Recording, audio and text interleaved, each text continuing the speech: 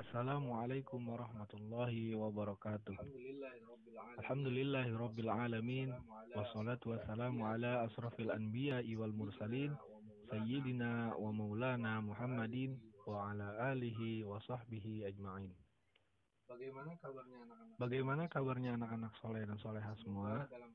Semoga dalam keadaan sehat Semoga walafiat dalam keadaan dan sehat walafiat mudah-mudahan dan kita semua mudah-mudahan selalu dalam kita semua lindungannya Allah selalu dalam Subhanahu lindungannya Allah wa taala. Subhanahu wa Amin ta'ala. amin ya rabbal alamin. Amin amin ya rabbal alamin. Berjumpa lagi dengan Pak Rozi, Berjumpa lagi dengan Pak Rozi. Pembelajaran Pendidikan agama Islam kelas 3, pelajaran keempat, dengan tema hidup tenang dengan berperilaku terpuji. Seperti biasa, sebelum kita memulai pelajaran, mari kita berdoa terlebih dahulu agar mendapat ilmu yang bermanfaat dan diberikan kemudahan dalam memahami pelajaran. Bismillahirrahmanirrahim. Raditu billahi rabba wa bil islami dina wa bi muhammadin nabiyyan wa rasula. Rabbi zidni ilma warzuqni fahma birahmatika ya arhamar rahimin. Amin amin amin ya rabbal alamin. Langsung saja kita masuk kepada pembahasan berperilaku terpuji akan mendatangkan kebaikan dari Allah Subhanahu wa ta'ala. Berperilaku terpuji akan mendatangkan kebaikan bagi sesama. Setiap muslim yang taat dan berperilaku terpuji, hidupnya akan bahagia di dunia dan di akhirat. Anak-anakku yang soleh dan soleha, coba amati dan perhatikan gambar yang ada di layar. Pada gambar yang pertama, terlihat seorang anak laki-laki sedang melaksanakan sholat. Pada gambar yang kedua, terlihat seorang anak laki-laki dan seorang anak perempuan yang sedang mengerjakan PR dan didampingi oleh ibunya. Pada gambar yang ketiga, terlihat dua orang antara ibu dan anak saling mengucapkan dan menjawab salam.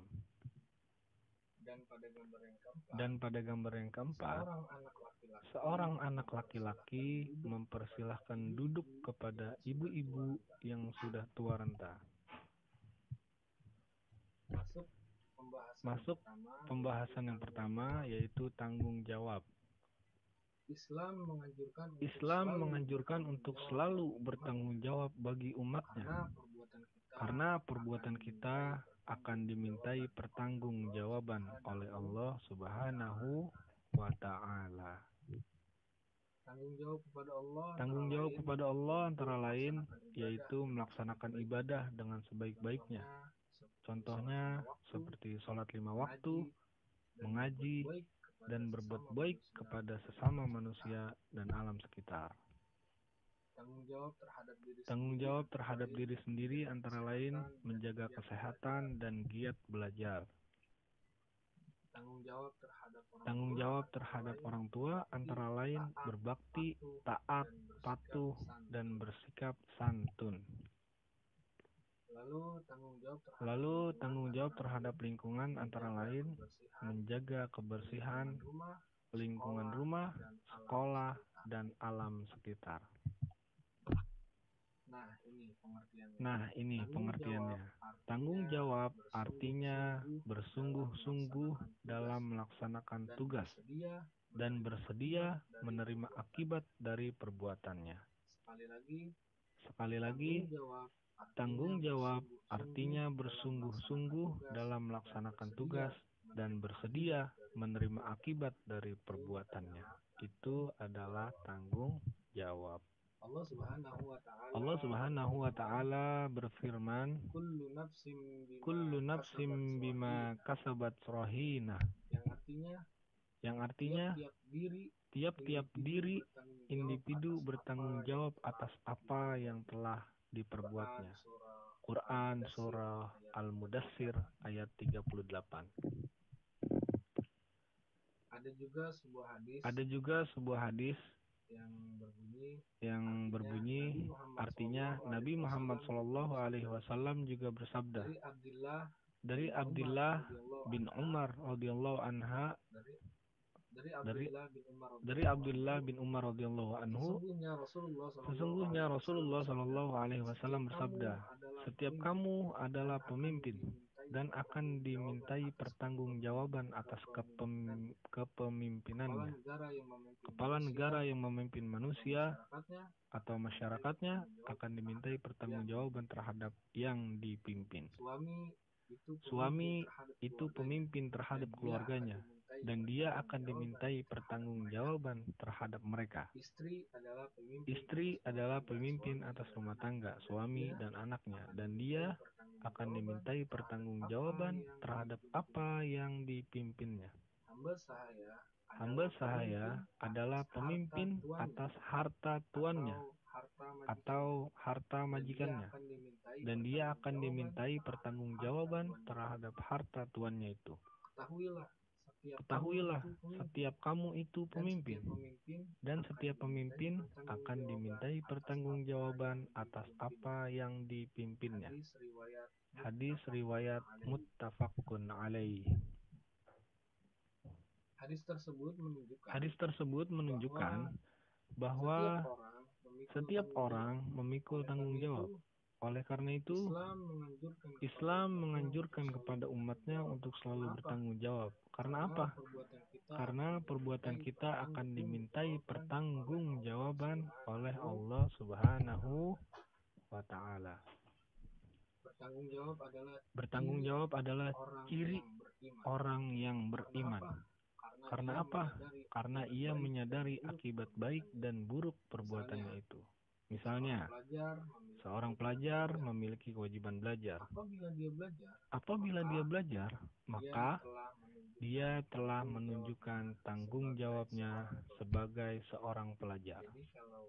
Jadi kalau pelajar, kewajibannya belajar. Apabila dia sudah belajar, maka sudah menunjukkan tanggung jawabnya sebagai seorang pelajar.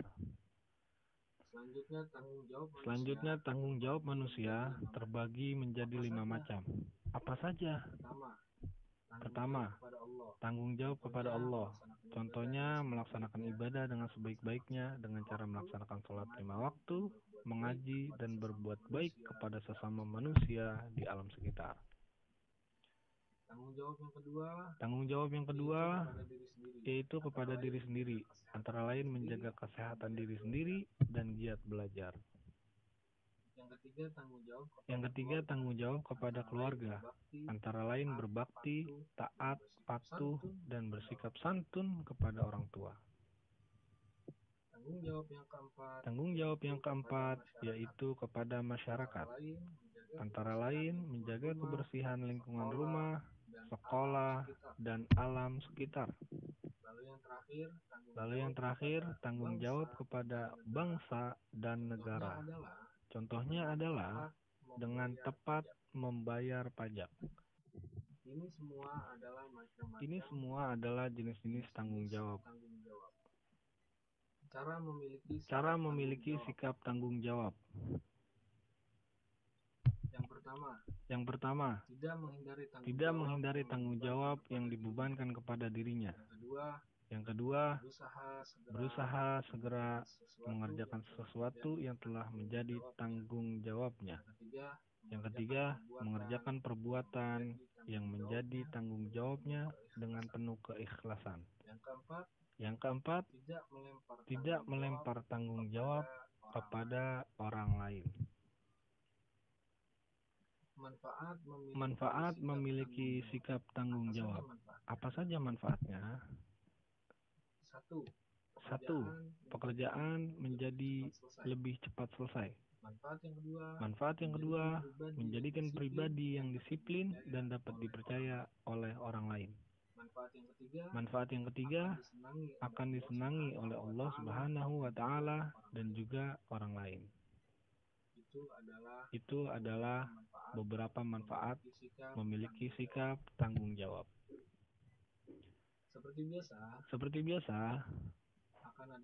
akan ada tugas yang harus anak-anak soleh dan soleha semuanya isi. Hasilnya dikirim Japri ke Pak Rozi. Oke? Nantikan bahasan-bahasan selanjutnya mengenai hidup tenang dengan berperilaku terpuji. Alhamdulillah, pembahasan kita mengenai hidup tenang dengan berperilaku terpuji dengan subhasan tanggung jawab sudah selesai kita bahas. Sebelum kita akhiri, mari kita berdoa agar apa yang sudah kita dapat, apa yang sudah kita pelajari bermanfaat dan mendapatkan berkah dari Allah Subhanahu wa taala. Bismillahirrahmanirrahim. Subhanakallahumma wa bihamdika asyhadu an la ilaha illa anta astaghfiruka wa atubu ilaik. Amin ya rabbal alamin. Jangan lupa pesan Pak Rozi, tetap semangat, tetap belajar dan raih cita-cita kalian. Cukup sekian. Wassalamualaikum.